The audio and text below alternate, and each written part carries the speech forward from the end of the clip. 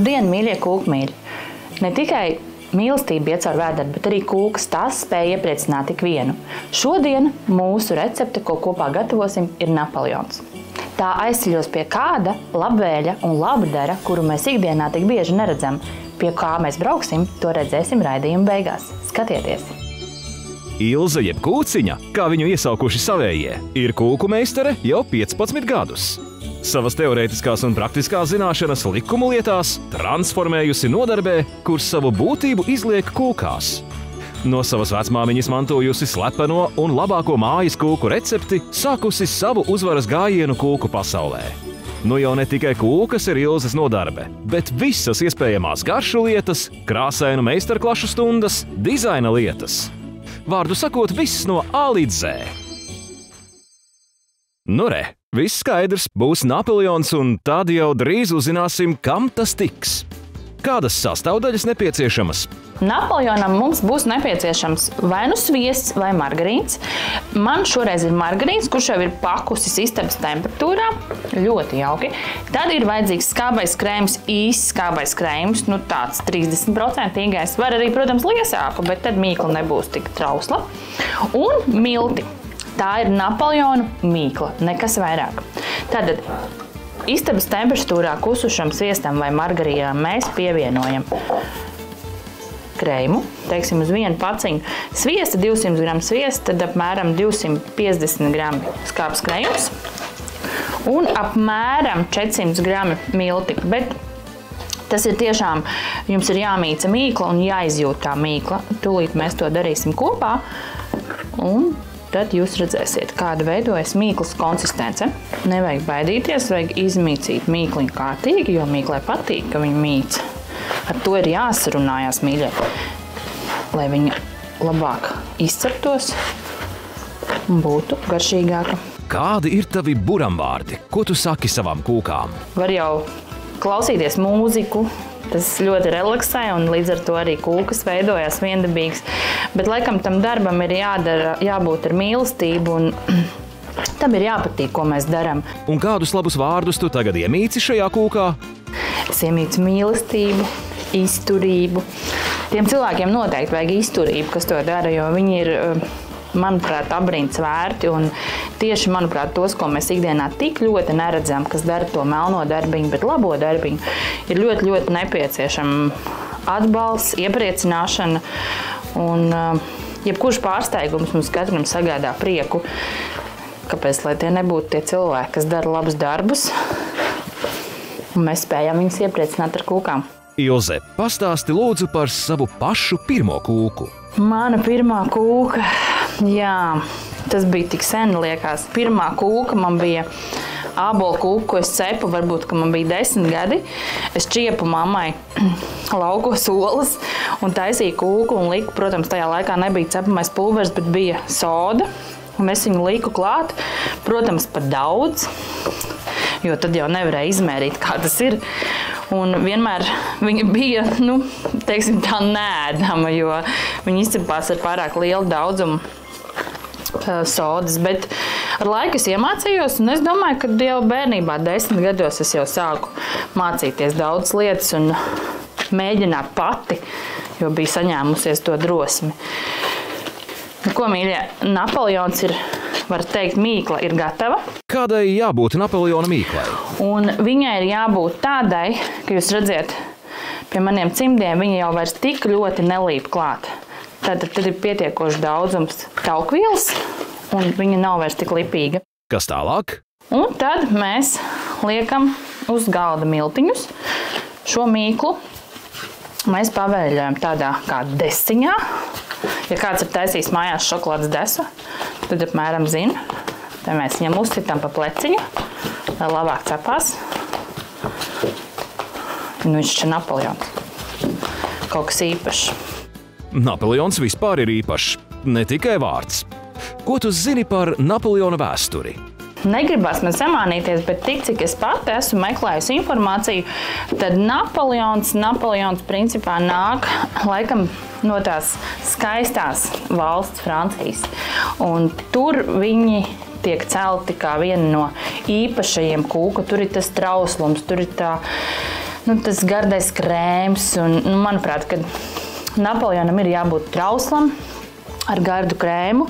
Un tagad mums šī desiņa ir jāsadala apmēram 7 vienādās daļās. Ja? Apmēram bumbiņās. Un tad šīs bumbiņas mums ir jāizrulē ļoti plānas. Uz galda virsmas vai kur jūs gatavojat, uzberiet miltus, tad arī iesmērējiet mazliet rullīti. Ar mīkliņu mēs draudzējamies, mēs viņu spaidam, jo ilgāk mīci, jo labāk. Bet šis nav tā kā maizi, ja mēs mīcam, jo dusmīgāk, jo labāk rūkst. Nē, kūks vajag gatavot tādu mīlestību. Un sākam rulēt. Tad gan būs vajadzīgi vairāk milti, jo, lai viņš nelīp klāt, varam veidot gan aplīšus, gan taisstūrveidīgus, bet viņam ir tā kā jābūt ļoti, ļoti trauslam. Ļoti trauslam, principā. Un tas ir tas, kas parasti nedrīkst par daudz pielikt miltus. Sagatavošu pannas. Man ir paveicies ar manu cepeškrāsni, jo viņa ir mazliet lielāka kā standarta cepeškrāsnes, tāpēc es lieku šādā veidā viņas virsū. Tad mēs ņemam vēl miltiņus, un katrā pannā man sanāk 2, jo mājās var nebūt tik liels cepeškrāsnes, un jūs varat likt pa vienam. Un tad ar rokām taisa tāds mazs caurumiņus, lai viņi vienkārši neuzpūš burbulīšu, jo varbūt, ja jūs neuztaisiet, vai ar dakšiņu varat sadurstīt, kā jums pašiem ērtāk ir. Napoleona Bonapārta valdīšanas laikā kūka ir pārdota vairākos Parīzes iecienītākajos konditorijas veikalos. 19. gadsimtā joprojām visās receptēs kūka tika pildīta ar ievārījumu. Vēsturiski tomēr nekas neliecina, ka Napoleonam ar attiecīgo izstrādājumu būtu bijis kāds sakars. Tā, mīlīši, mans Napoleons ir izrullēts, kurš šobrīd dosies uz krāsni. Tās maliņas ir speciāli nelīdzenas. Manas maliņas Napoleonam ir mans rokraksts, bet pateicoties maniem kūku mīļiem, tas ir tāds izveidojies, jo tad, kad es saku, kad es izcepšu jums taisnu, nogriezīšu, salikšu un visu pārējo, tad cilvēks saka, nē, mums to nevajag. Mums vajag šos kraukšķīgās maliņas, šīs robainās, lai mēs redzam, ka tas ir mājas Napoleons. Cik ilgi jācep krāsnī? Tas ir jāuzmanās, jo es viņu cepu 200 grādos. Un viņš ir plāns, un manai krāsnai ir karstais gaiss, un līdz ar to man ir diezgan jāsako līdzi. Viņš var arī būt gatavs ātrāk par 10 minūtēm. Jā, pilnīgi jāsēž klāt. Klau, vai ir kāds ašs un gards padoms? Man patīk dalīties ar padomiem, un es šoreiz jums parādīšu, kā ātri svētkos, kad ir tik daudz piparkūks un liekas, vajag kaut ko mazliet vairāk, kā pagatavot ātru desertu pie kafijas, pie garda karstā dzēriena vai vienkārši pie šampaniešu glāzes svētkos. Ņemam piparkūkas, jebkuras formas. Man ir sirsnīgi formas jau gatavas, izceptas, magmumu karamels iebiezināto pienu.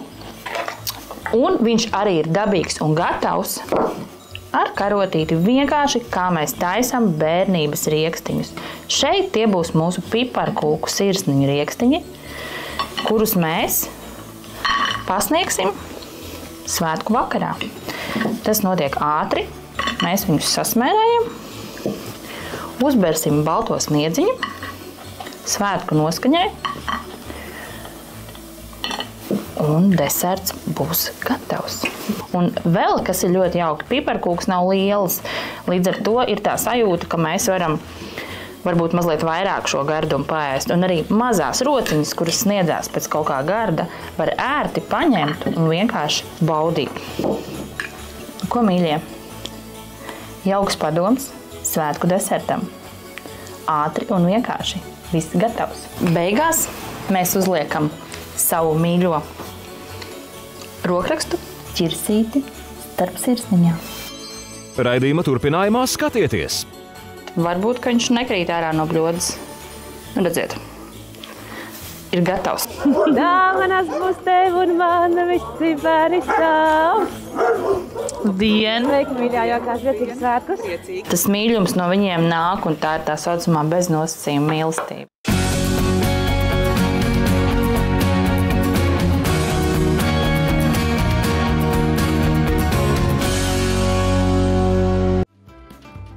Šodien kopā ar kūku meistari Ilzi Kupču Kūciņu gatavojam Napoleona kūku. Napoleons mums ir tādiem ļoti straujiem soliņiem izcepies, un šeit jūs redzat, man galda virsmas priekšā viņš ir gatavs. Es esmu uzlikusi jau atkal uz zelta paliknīša, kas man ir iemīļots, un viņš ir mazliet ielūzis. Es jums varu parādīt, čidī, bet nekas nenotiks, viņam tā ir jābūt. Tagad mēs gatavosim krēmu. Napoleona krēmu gatavo ar sviestiņu, ko mums piegādāja fantastiskais veikals Barbora. To mēs liekam traukā. Tam būtu jābūt istabas temperatūrā. Es viņu mazliet vēl pakausēšu. Jā, es viņu mazliet tomēr pakausēšu. Aiziešu uz mikroņu krāsni un mazliet padarīšu to mīkstāku. Tā, sviestiņus esmu pakausējusi, viņš mums ir gatavs, bet es tiešām novērtēju piegādātājus, jo, ja tu esi ļoti aizņemts un ir pasūtījumi, un ir bērni jāved uz dārziņu, uz skolu, daudz kas jādara. No rīta vienkārši mierīgi dzerot kafiju, mēs pasūtām pasūtījumu, un pēcpusdienā tas ir pie mums. Tagad mēs pievienosim iebiezinātu pienu magmumu ražojumu, fantastisks produkts ar cukuru un 10% tauku saturu. Ak, Dievs, cik viņš labs. Tad mēs ņemam mikserīti un uz kaut kādu mazāko ātrumiņu skaisti samaisam. Un principā krēms ir jākuņ, lai viņš saputojās līdzīgs putu krēmu un svaigā siera konsistencei, bet varētu pamēģināt riskēt, varbūt, ka viņš nekrīt ārā no bļodas. Redziet. Ir gatavs. Un tad mēs ķersimies pie ātrās salikšanas kopa. Es Napoleonam izmantoju arī ievārījumu. Tu taisi arī ievārījumus? Jā, es arī gatavoju ievārījumus, un šis ievārījums ir ābolu biezens. Ļoti vienkārši pagatavojams. Nomizojam ābolus, iztīram visus no sēkliņām, pārgriežam uz pusīti un saliekam uz cepešpānas. Ieliekam cepties 180 grādos, minūtes 20. Lai viņi paliek mīksti, tad ar blenderi sablenderējam, un mums ir gatavs ābolu biezens. Ko, ķersimies klāt. Krēmiņš mums ir saputots. Kā jau es teicu, viņš nekrīt ārā no trauciņa. Un sāksim likt. Ļoti biezu kārtu krēmu nevajag likt, jo pati mīkla ir ļoti, ļoti plāna. Kūka drīz būs gatava, tādēļ jautāšu, kā tu domā, kam vedīsim šoreiz? Viņiem ir laba oža, viņi vienmēr kādu gaida, viņi ir uzticīgi, māk uzklausīt un visus sargā. Viņiem visiem kopā šobrīd ir vienas lielas mājas. Kurp mēs dosimies? Tā, pēc mīklas man liekas, ka tie noteikti nav cilvēki, bet tas varētu būt kāds dzīvnieks.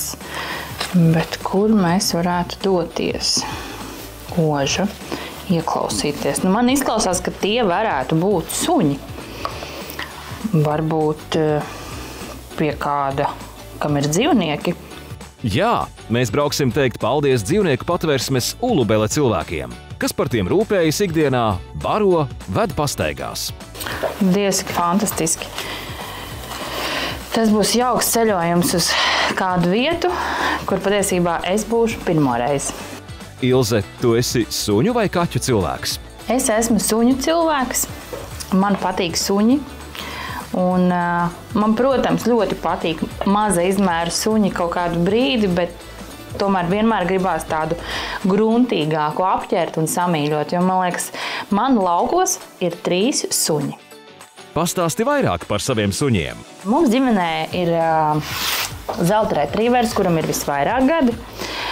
Ir paņemts sunīts, kuru laukos vienkārši ir bez šķirnes, bet viņš ļoti līdzīgs labradoram. Viens ir balts, viens ir melns, un tad ģimenē mums ienāca gadu atpakaļ Vidusāzijas aitsuns. Kā tu domā, kāpēc tiek uzskatīts, ka suns ir cilvēka labākais draugs? Manuprāt, ka viņi spēja tevi uzklausīt, viņi spēja tev būt blakus, viņi tik ļoti izjūt cilvēka emocijas. Varbūt tāpēc, kad tas mīļums no viņiem nāk, un tā ir tā saucamā beznosacījuma mīlestība.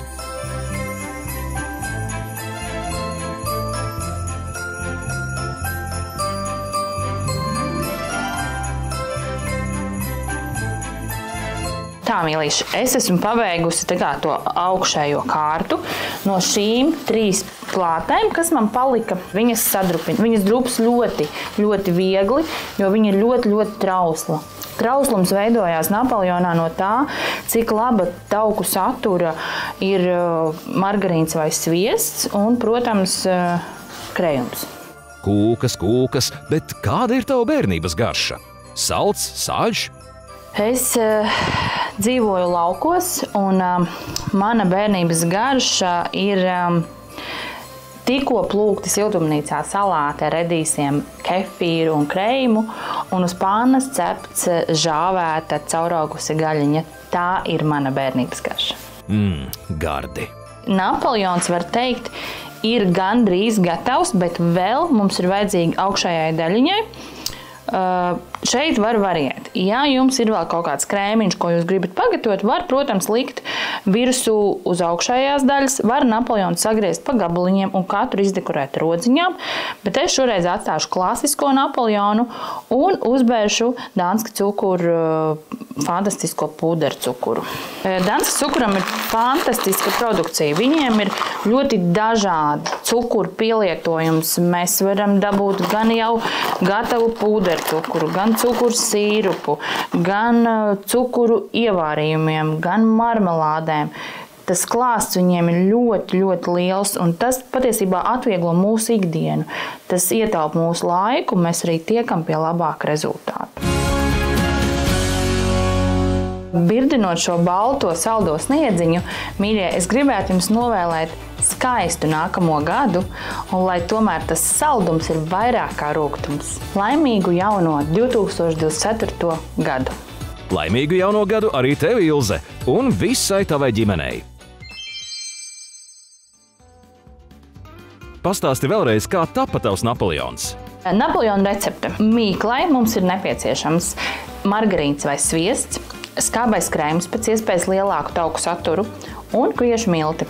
Tā mums ir mīkla. Mēs izkausējam sviestiņu, pievienojam skābo krējumu, samīcam ar rociņiem kopā ar miltiem, mīkla nelīp pie rokām, viņa ir gatava. Iebiezinātā piena krēmam mēs izmantojam sviestu, iebiezināto pienu, saputojam, un Napoleonu kārtojot kopā, mēs liekam klāt ievārījumu. Tas var būt pašvārīts, tas var būt iegādāts veikalā, kā jums ir ērtāk. Un tā mēs krāmējam 5 kārtas, un pēdējo mēs sadrupinām drumsteliņas, uzbaram un uzkaisām balto saldo sniedziņu. Lai jums labi garšo! Napoleons mums ir gatavs un dodās ceļā pie Ūbeles patversmes labajām sirsniņām, kas rūpējās par dzīvniekiem ikdienā un dara to melno darbiņu. Un es ļoti ceru, ka es viņus varēšu iepriecināt ar kaut ko saldu, kā Napoleona kūku. Kopā ar Ilzi uz Ulubeli kāds dosies līdzi un palīdzēs aizvest dāvanas no mūsu atbalstītājiem. Nu, dosimies ceļā! Vienmēr uz pasaules kāds, kurām bez tevis ir augstī. Un paties pasaules vēl vajag ar siltu plaukstu. Prieks tev redzēt. Man tev arī. Ko mēs darīsim šodien, Ilži? Iepriecināsim? Jā, mēs šodien iesim iepriecināt cilvēkus, kas ikdienā varbūt netik bieži tiek iepriecināti. Jā, vairāk tos dzīvniekus te atbalst. Jā. Jo arī es pati personīgi ar saviem studijas bērniem esam ļoti daudz labas lietas darījuši Ulubeles patversmē. Un šie cilvēki un jaunieši brīvprātīgie, kas šeit ir pelnījuši. Un cik es sapratu, tur iekšā ir kas? Napoleons. Napoleons. Izspēks. Jā, nu lai viņiem ir spēks ikdienā darboties. Nu ko, dodamies iepriecināt? Jā, dodamies iepriecināt. Dodamies. Aiziet. Jū! Zvaniņš skan, Ziemassvētki brauc. Patiesībā jau viņi nerājās, viņi mūs sveicina un saka paldies. Dāvanas būs tev un man, kādi te brīnumi. Dāvanas būs tev un man, visi bērni sauc. Dien. Sveiki, mīļā, jau kāds priecīgs svētkus. Priecīgi, tad lūdzu. Paldies. Mīļie, brīnišķīgie, fantastiskie, garšie cilvēki. Es jums sekoju jau no pašiem pirmsākumiem, ja? Un es zinu to, ka ļoti daudz cilvēku brauc uz Ulubeli tikai tāpēc, lai palīdzētu atbalstīt dzīvniekus. Bet šādi tad arī vajadzētu iedot kādu skaistu dāvanu arī cilvēkiem, kas dara to.